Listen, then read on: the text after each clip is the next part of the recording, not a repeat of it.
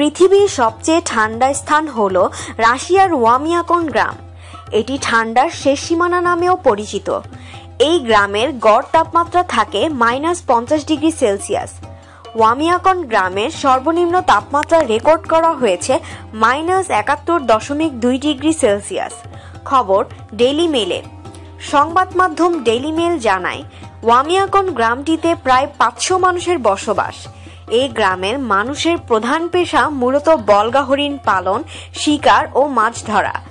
এখানকার অধিবাসীরা প্রচণ্ড ঠান্ডা আবহাওয়ার কারণে ফসলের চাষ করতে পারেন না। বল্গা হরিণই এদের খাবারের প্রধান উৎস। গ্রামবাসী এখন ঠান্ডায় অভ্যস্ত হয়ে গেছেন, তবে তাপমাত্রা যদি -52 ডিগ্রি সেলসিয়াসের নিচে নেমে যায়, তখন গ্রামটির একমাত্র স্কুলটি বন্ধ রাখা হয়। প্রচণ্ড ঠান্ডার কারণে ওয়ামিয়াকন গ্রামের বাসিন্দাদের বেশ কিছু সমস্যার মুখোমুখি হতে হয়। এর মধ্যে রয়েছে কলমের কালি জমে যাওয়া, বন্ধ করার পর গাড়ি ফের চালু করা। সবচেয়ে বড় সমস্যা হলো গ্রামের কেউ মারা গেলে বরফের কারণে তাকে কবর দেওয়ার জায়গা পাওয়া যায় না। সেক্ষেত্রে মৃতদেহ ভর্তি কফিন সমাধিস্থ করার আগে কবর খননের জন্য আগুন জ্বালিয়ে বরফযুক্ত মাটি কাটা হয়। আর এই প্রক্রিয়া সম্পন্ন করতে অন্তত 3 দিন সময় লেগে যায়।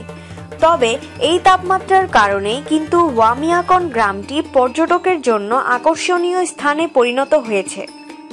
কিছু কিছু ভ্রমণ বিষয়ক প্রতিষ্ঠান ঠান্ডার শেষ সীমানা নামক গ্রামটি সফরের জন্য নতুন ভ্রমণ পরিকল্পনা তৈরি করেছে।